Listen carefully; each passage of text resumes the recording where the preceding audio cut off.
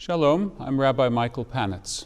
I'm the Rabbi of Temple Israel of Norfolk, Virginia, speaking to you from the pulpit of our congregation. This message is entitled Voices from Captivity.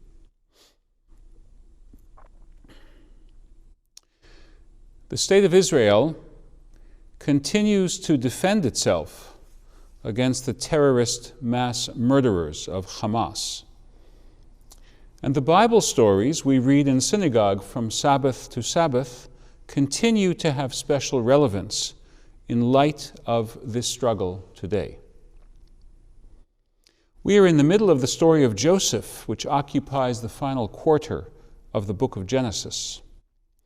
At the beginning of this week's portion, Joseph is in captivity. Indeed, he languished in captivity for 2 full years.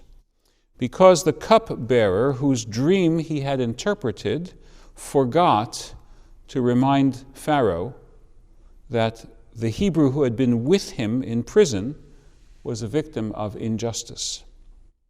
Quote, Joseph speaking to the cupbearer, "If you remember, I was with you once it goes well for you. Do me the kindness, pray, to mention me to Pharaoh, and bring me out of this house. For indeed I was stolen from the land of the Hebrews, and here too I've done nothing that I should have been put in the pit." But the chief cupbearer did not remember Joseph. No, he forgot him.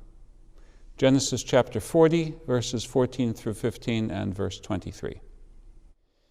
That is the voice of Joseph, unjustly taken captive, unjustly held underground 3,500 years ago. And here is the voice of Sharon Aloni Cunio, a 34-year-old wife and mother, one of the 240 Israelis kidnapped by Hamas on October 7th and held in inhumane conditions for 52 days before her release. Quote, "It's a Russian roulette. You don't know whether tomorrow morning they'll keep you alive or kill you just because they want to, or just because their backs are against the wall." Indeed, the conditions faced by Joseph may not have been as brutal as what today's captives are facing. Joseph needed a shave and a change of clothing to be made presentable when he was taken from the pit and brought before the Pharaoh. Genesis chapter 40, verse 14. But as Aloni Cunio attests, the Hamas captors kept their captives in semi-starvation and deliberate humiliation. She was in a group of 12 women and children. Quote, "Everyone gave up food for them," meaning the girls. "You don't know if in the evening there is a pita. So in the morning you save some for the evening. Everything is very calculated, a quarter of a pita, half a pita to keep for the next morning."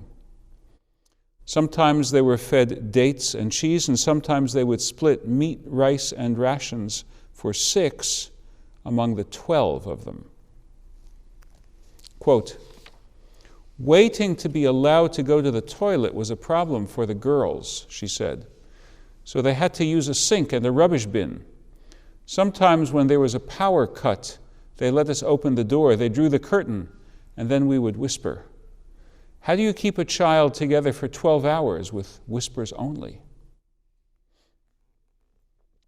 Ultimately, the Pharaoh dreamed a dream that his interpreters could not interpret.